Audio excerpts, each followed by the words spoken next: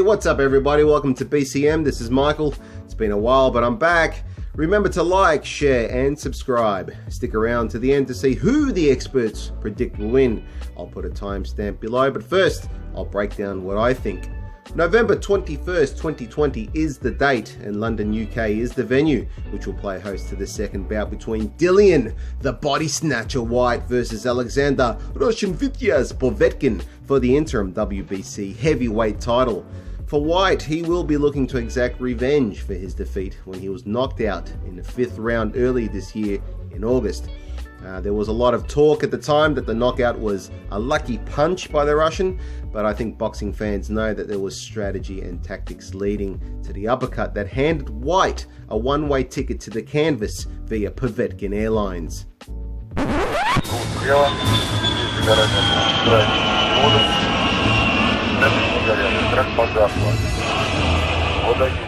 In that bout, Whyte was ahead on points and winning almost every round bar the first, according to some pundits. According to Whyte himself, he was bossing the fight, until of course he had a momentary lapse in concentration before a momentary lapse in consciousness. Whyte is an experienced and versatile fighter with a decent resume. He has 27 wins, 18 by way of knockout, and has lost only twice. Both came by way of knockout. Once was against Anthony Joshua, and of course most recently the one against Povetkin. Dillian Whyte has beaten guys like Derek Chisora, Lucas Brown, Robert Helenius, and most notably Joseph Parker, so again it's a decent resume. His boxing has come a long way from early in his career, and now we see him taking a more measured and patient approach to his boxing. His fundamentals are very good. He uses his jab well. He uses it to effect, and not just scoring points but setting up shots like his right cross. He has power in both hands, and both Whyte and Povetkin have a devastating left hook. Whyte is really good in my eyes at finding openings in his opponent's defense, particularly to the body. I mean, he is the Body Snatcher after all. And honestly, I've always been a Dillian Whyte fan since way back. I think he's funny, he's charismatic. I've always enjoyed his banter and interviews with Coogan Cassius and IFL TV. He's entertaining, and he's always game for a fight. So I know that he prepared well and had a good training camp leading into his last fight with Povetkin, and I imagine this camp will be even more intense and focused, I think, leading up to their second clash. Now, on the point of focus, this is where I think Povetkin has the advantage, because what he does is he causes his opponent to remain vigilant at all times.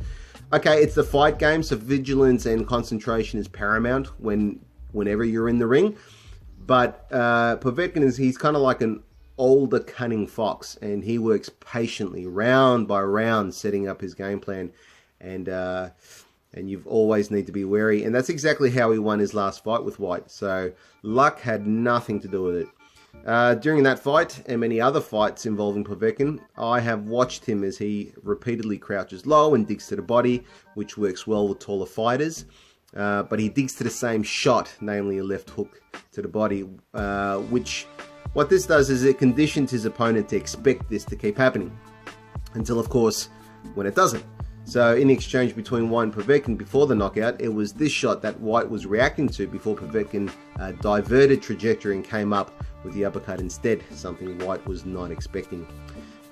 This habit of crouching low gives Povetkin another advantage. It allows him to get maximum leverage and generate all that power coming back up, putting his entire body behind a shot to devastating effect. Every boxing coach teaches that power behind the shot isn't generated from the upper part of the body, but from the lower half, and Povetkin is really good at doing this. Also, think of Mike Tyson and his movement. That knockout power that he possesses, that comes from the same place. Povetkin, in my eyes, and everyone says this, but he is crafty. He's powerful, as we've just discussed, and has a long career dating back to his pro debut in 2004 at the Summer Olympics, where he took out gold in the heavyweight division. His record stands at 36 wins, with 25 by way of KO. He has lost twice, once by knockout, and he has a draw, and I think that was against Michael Hunter. At 41 years of age, he's getting on a bit, and he has had mixed results in his last 5 fights. As we've just discussed, he's got 1 loss and 1 draw. I don't think you can ever count Povetkin out, and it might seem obvious to come into the rematch with Whyte looking to apply the same strategy, but it is what Povetkin knows and does best. And I don't think Dillian Whyte would be expecting the same, because it's too obvious, but he'll certainly be prepared for it. Now, they say in boxing that rematches, when there's a rematch, they end with the same result, but just in more dramatic fashion. Kovalev versus Ward comes to mind, and I was there at the T-Mobile Arena for their first encounter. It was a good fight, but we all saw what happened in their rematch. So, but I don't think this will be the case with Povetkin versus Whyte Part 2. I think Dillian gets the win, and I think he does it by KO. I don't think Povetkin has the fire in him anymore, to be honest, and I think we are seeing his career close out. So again, you know, I'm happy to eat a bowl of belly button lint if I'm wrong, but Dillian gets the W. Before we hear from the experts, a reminder that if you want to show your support, you can like, share, and subscribe. Life is a fight outside the ring, and if you want to read about my story and troubles, you can find out in my book, How to Get Out of Life Traps, which is available on Amazon. Just follow the link below.